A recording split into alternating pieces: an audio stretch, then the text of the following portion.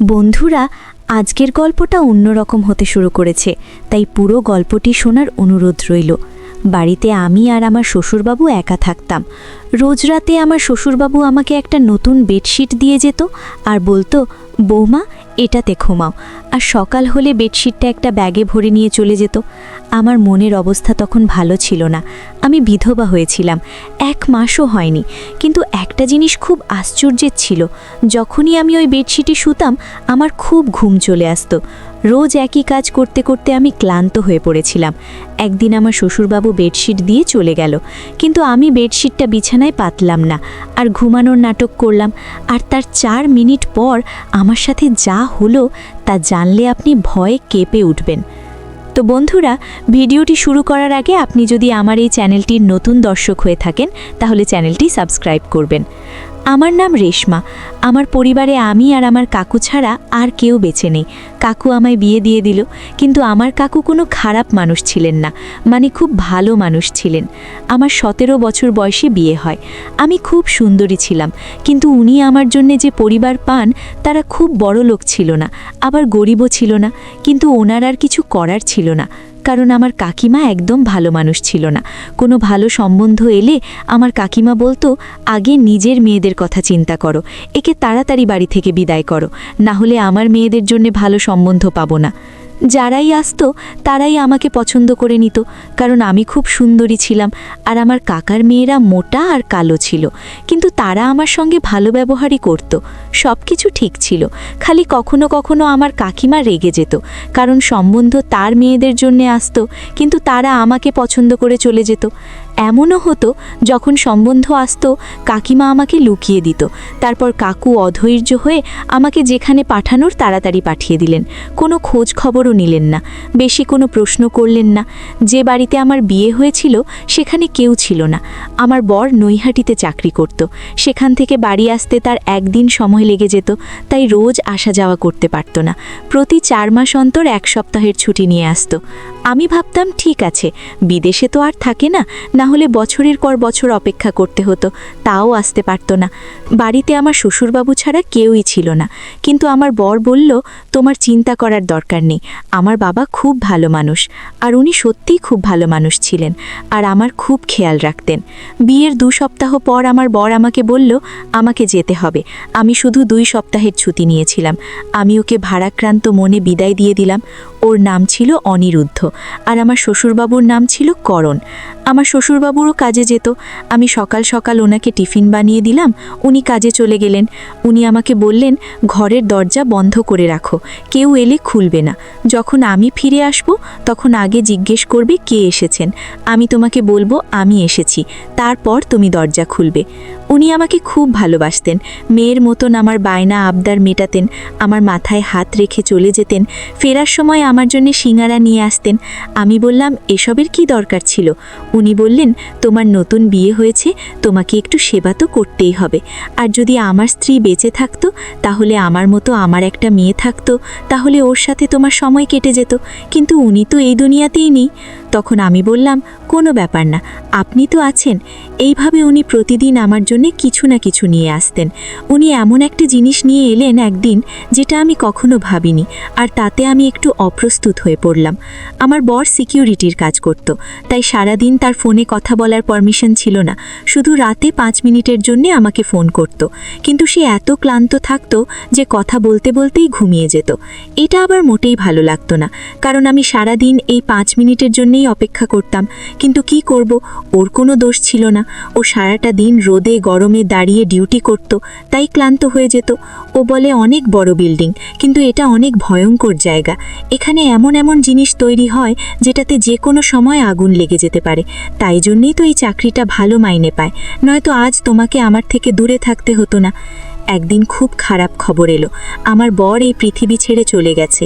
যে বিল্ডিংটার সামনে কাজ করত সেই বিল্ডিংটায় আগুন লেগে যায়, আর তাতে আমার বর মারা যায়।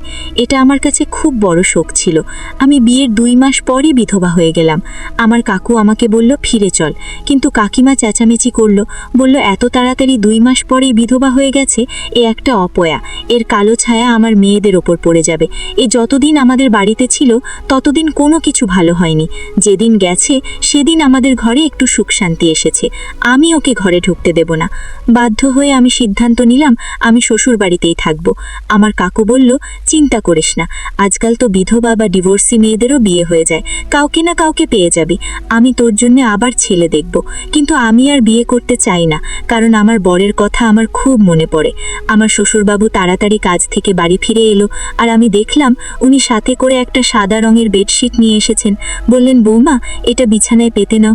আমি বললাম, ঠিক আছে, কিন্তু আমার ওনাকে এটা জিজ্ঞেস করা উচিত ছিল, এটা পেতে আমি কেন শোবো। উনি শুধু আমাকে এটাই বলেছিলেন, এটা তোমার জন্য এনেছি, নিজের বিছানায় পেতে নাও। আমি ভাবলাম বাড়ির জন্য এনেছেন হয়তো, এমনিতেও এই বাড়িতে বেশি কিছু জিনিস ছিল না, আর আমাকে উপহার দেওয়ার মতো কেউ ছিল না। কিন্তু সমস্যা তো তখন হলো যখন সকালে উনি এসে আমাকে বললেন, বৌমা, বেডশিটটা আমাকে ফেরত দাও। আমি ভেবেছিলাম উনি এটা আমাকে রাখতে দিয়েছেন। আমি বললাম, কিন্তু আমি তো ওটা বিছানায় পেতে দিয়েছি, আর রাতে ওটার উপরে ঘুমিয়েছি। উনি বললেন, কোনো ব্যাপার না, ভালোই করেছো, রাতে ওটার উপর ঘুমিয়েছো, কিন্তু এখন আমাকে ওটা ফেরত দাও। আমি ওই বেডশিটটা বিছানা থেকে তুলে আমার শ্বশুরবাবুকে ফেরত দিলাম। উনি বেডশিটটা ব্যাগে ভরে নিয়ে চলে গেলেন। দেখে তো মনে হচ্ছিল ওটা নতুন আর খুব দামি মনে হচ্ছিল, তাই জন্যে হয়তো ফেরত দিতে চলে গেলেন। আমিও বেশ কিছু প্রশ্ন না করে বেডশিটটা ফেরত দিলাম। আবার বরের কথা আমার খুব মনে পড়তো, কিন্তু আজকে রাতে আমি খুব ভালোভাবে ঘুমিয়েছি। কিন্তু আগে বেশ কিছুদিন শুই আমি রাতে বিছানায় শুধু কাঁদতাম, কেঁদে কেঁদে পাগলের মতো হয়ে যেতাম। আমার মনে হতো সব কিছু মিথ্যে। এখনই হয়তো আমার স্বামী ফিরে এসে বলবে, ওই খবরটা মিথ্যে ছিল, আমি তো একদম ঠিক আছি, আমার তো কিছুই হয়নি। কিন্তু এগুলো শুধুই মন বোঝানো কথা। এরকমভাবে কি কেউ ফিরে আসে? জীবন বড় খারাপ জিনিস, মানুষের সাথে ন্যায় বিচার করে না, উল্টে মানুষকে এমন পরিস্থিতির মধ্যে ফেলে দেয় যেটার জন্য সে প্রস্তুত ছিল না। আমি তো কখনো ভাবিনি যে আমি এত তাড়াতাড়ি বিধবা হয়ে যাব, আর আমার স্বামী, যার সাথে আমি মাত্র 2 সপ্তাহ কাটিয়েছি, সেই পৃথিবী ছেড়ে চলে গেল। আমার মনে শুধু একটাই আশা, হয়তো আমি মা হতে চলেছি। আমার স্বামী মারা গেছে মাত্র 1 মাস হয়েছে। কিছুদিন আর যদি বাঁচত, তাহলে হয়তো আমি নিশ্চিত হয়ে যেতাম যে আমি সত্যি মা হতে চলেছি, নাকি সেটা নয়। কারণ যখন আমার স্বামী খিরে গিয়েছিল, তার 20 দিন আগে সে আমার কাছে ছিল, আর তার যাওয়ার 2 দিন পরই খবর এলো যে সে আর বেঁচে নেই। তাই জন্য আমার মনে একটা আশা ছিল। রাতে যখন শ্বশুরবাবু ফিরে এলো, তখন আবার একটা বেডশিট নিয়ে এলো, বলল বিছানায় পেতে নিতে। আমি বললাম, কি ব্যাপার, আপনি ফেরত দিতে কেন গেছিলেন? উনি বললেন, যে দোকান থেকে আমি এই বেডশিটটা নিয়েছিলাম, ওই দোকান থেকে আমার বন্ধুও বেডশিট নিয়েছিল, কিন্তু ও বলে ওটা দাম কমে গিয়েছে আর আমারটা দাম বেশি নিয়েছে। তাই আমি ওটা নিয়ে ঝগড়া করতে গেছিলাম। দোকান আমাকে 20 টাকা ফেরত দিয়েছে, তুমি গিয়ে শুয়ে পড়ো। আমি বললাম, ঠিক আছে। আমি আবার বেডশিটটা পেতে নিয়ে শুয়ে পড়লাম। এমন ঘুমালাম, একেবারে সকালে গিয়ে ঘুম ভাঙল। কিন্তু সকালে আমার শরীরটা ভালো লাগছিল না। আমার মনে হচ্ছিল আমি মা হতে চলেছি। তখন আমার মাথাটাও ঘুরছিল আর গা হাত পা ব্যথা করছিল। কিন্তু সকালে যখন জলখাবার বানাচ্ছিলেন, শ্বশুরবাবু আবার এসে বলল, বেডশিটটা ফেরত দাও। আমি অবাক হয়ে গেলাম। আমি ওনাকে কিছু জিজ্ঞেস করতে গেলাম, উনি বললেন, আবার এখন টাইম নেই, তাড়াতাড়ি ওটা নিয়ে আসো। আমি তাড়াতাড়ি ওটা এনে ওনাকে দিয়ে দিলাম। উনি কোনো উত্তর না দিয়ে বাজারে চলে গেলেন আর বললেন, আমার অনেক কাজ আছে, বৌমা তুমি নিজের খেয়াল রেখো। আমি ভাবলাম, এসব কি হচ্ছে? কখনো ফেরত দিতে চলে যান, কখনো নিয়ে চলে আসেন। জানি না উনি কি করছেন। বুড়ো মানুষ, এরা খুব সহজেই অন্য লোকের কথা বিশ্বাস করে। যখন বেডশিটটা নিয়েছে, তখন চুপচাপ রেখে দিন। 20 টাকার জন্য এত ঝামেলা করার কি আছে? আজকাল তো 20 টাকা একবার খাবারটাও হয় না। কিন্তু আমার শ্বশুরবাবুকে কে বোঝাবে? আমার শরীরটা পুরো দিন খারাপ হয়ে রইল। আমি মনে মনে খুশি হলাম যে আমি মা হতে চলেছি। আমি এই জন্য খুশি হয়েছিলাম যে আমার স্বামীর কিছু না কিছু চিহ্ন তো আমার কাছে থাকবে। আমি ভেবে নিয়েছিলাম যে যদি ছেলে হয়, তাহলে আমি তার নাম আমার স্বামীর নামে রাখব। এই ভেবে অনিরুদ্ধ আমার জীবনে আবার ফিরে আসবে। কেউ তো আমার নিজের হবে, না হলে তো আমার জীবনে নিজের বলে কেউ নেই। একমাত্র স্বামী ছিল, সেও পৃথিবী ছেড়ে চলে গেল। আমার শ্বশুরবাবু তো রুটিন বানিয়ে ফেলেছিল। উনি রাতে আমাকে বেডশিট দিতেন, আবার সকালে ফেরত চেয়ে নিতেন, আর আমি এমন ঘুমিয়ে পড়তাম যে আবার কোনো হুঁশ থাকতো না। আমি কোথাও শুনেছিলাম যে যখন মহিলারা গর্ভবতী হয়, তখন তার খুব ঘুম পায়। তাই জন্য আমি অন্য কিছু না ভেবে এই সব নিয়েই মেনে নিয়েছিলাম। কিন্তু 1 সপ্তাহ পর আমার এই আশাটা ভেঙে গেল। আমার মন খুব খারাপ হলো। আমি গর্ভবতী ছিলাম না। আমার স্বামীর কোনো চিহ্ন আমার কাছে রইল না। আমার খুব বেশি আফসোস লাগছিল। খুব কাছে ছিলাম, শ্বশুরবাবুকে এসব কিছুই বলিনি। কিন্তু উনি জিজ্ঞেস করলেন, কাঁদছো কেন? আমি বললাম, না কিছু না। কিন্তু আবার আমি চিন্তা করতে লাগলাম, যদি আমি গর্ভবতী হব তাহলে আমার এত কেন ঘুম পায়, আমার শরীর এত ব্যথা হয় কেন? আমি তো ভাবছিলাম এসব কিছু গর্ভবতী হওয়ার জন্য হচ্ছে, তাহলে আমার শরীর এত খারাপই বা ছিল কেন? কিন্তু এখন কাকে বলবো? আমাকে ডাক্তারের কাছে নিয়ে চলো। শ্বশুরবাবুকে বলতে কেমন অস্বস্তি হচ্ছে। কাকুকে বলবো তো কাকু কি ভাববে? যদি আমার স্বামী বেঁচে থাকতো তো ওর সাথে চলে যেতাম। কিন্তু ধীরে ধীরে যন্ত্রণা বাড়তে লাগলো। রাতে খুব গভীরভাবে ঘুমিয়ে যেতাম, বুঝতে পারতাম না কখন ঘুমিয়েছি আর কখন জেগে আছি। আর একদিন এক দৃশ্য দেখে আমি তো অবাক হয়ে গেলাম। দেখলাম আমার শ্বশুরবাবু নিজেই চাদরটা ধুচ্ছেন। আমি অবাক হলাম এটা ভেবে যে ইনি চাদরটা ধরছেন কেন। উনি কি মনে করেন যে আমি চাদরটা নোংরা করে ফেলেছি? তাই যদি মনে করে তাহলে আমাকে বললেই পারতেন, আমি নিজে ধুয়ে দিতাম। কিন্তু তিনি চাদরটা নিয়ে কি কাজ করছেন? এটা আমার ভরে ছিল। আমি মনে করতাম আমার শ্বশুরবাবু ছেলের মৃত্যুতে হয়তো পাগল হয়ে গেছেন, অদ্ভুত অদ্ভুত কাজকর্ম করছেন। একটা চাদর গিয়ে বারবার কিনে আনেন, রাতে বলে পেতে নাও, সকালে বলে ফেরত দাও। এই ধরনের আচরণ তো কোনো নর্মাল মানুষ করবে না। কিন্তু আমি কিছু বলতাম না, কারণ আমার থেকে বেশি ক্ষতি ওনার হয়েছিল। ওনার বুড়ো বয়সের লাঠি হারিয়ে গেছিল। আমার স্বামীর মৃতদেহটাও আমরা পাইনি। শুধু আমাদের এটুকু বলে দেয়া হয়েছিল যে সে এই পৃথিবী ছেড়ে চলে গেছে। কারণ বিল্ডিংয়ে আগুন লেগেছিল, তাই বেশিরভাগ লোকের মৃতদেহ পাওয়া যায়নি। শেষবারের মতো আমার শ্বশুরবাবু ছেলেকে প্রাণ ভরে দেখেননি, আর আমিও দেখিনি। তাই জন্য হয়তো আমাদের মনে অনেক দুঃখ জমেছিল, আর সেই দুঃখটাকে বের করার জন্য উল্টো একটা কাজকর্ম করছিলেন। আমি এই বিষয়টায় বেশি গুরুত্ব দিলাম না, আর আমার শরীর আরও বেশি খারাপ হতে লাগলো। আমি আমার শরীর নিয়ে খুব বেশি অসুবিধায় পড়লাম। এখন তো আমি ঘরের কাজ ঠিক করে করতে পারছিলাম না, আমার খালি বমি হতো। একদিন আমার শ্বশুরবাবু বাড়ি ছিল না, তখন একজন প্রতিবেশী আমার বাড়িতে এলো। আমি তাকে সব কিছু বললাম। সব শুনে সে বলল, তোমার শরীর তো খুব খারাপ মনে হচ্ছে, এরকমভাবে চললে হবে না। বাড়িতে শুধু যদি শ্বশুরবাবু থাকে তাহলে ওনাকে না বললে তো কাকে বলবে? এতে লজ্জা পাওয়ার কি আছে? লজ্জা পেতে গিয়ে মরে যাবে নাকি? চলো তুমি আমার সঙ্গে। সে আমাকে হাসপাতালে নিয়ে গেল। ডাক্তার আমাকে চেক করে বলল আমি মা হতে চলেছি। শুনে তো আমি থমকে গেলাম। আমি বললাম, ডাক্তারবাবু, এটা কি করে সম্ভব? আমার স্বামী তো মারা গেছে। উনি আমাকে কোনো তারিখের ব্যাপারে জানতে চাইলেন। আমি ওনাকে সব কিছু বললাম।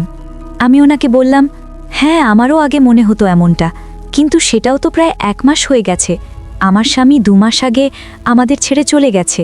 কিন্তু ডাক্তার বলল, কখনো কখনো এরকমটাও হয়, হয়তো আপনার সাথেও এমনটাই হয়েছে।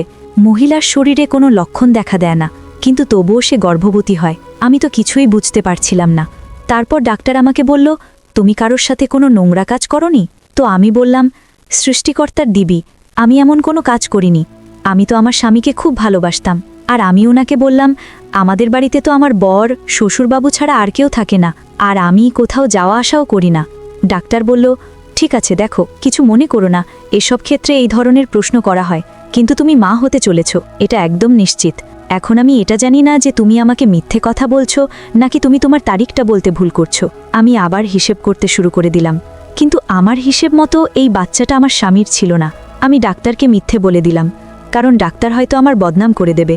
আমার সঙ্গে আমার পাড়ার মহিলা ছিল, সে বলেছিল সে প্রায় এই ডাক্তারের কাছে আসে। এখন তো সে বাইরে বসেছিল, কিন্তু না জানি যদি কালকে আমার ব্যাপারে কিছু জিজ্ঞেস করে নেয় তাহলে কি হবে।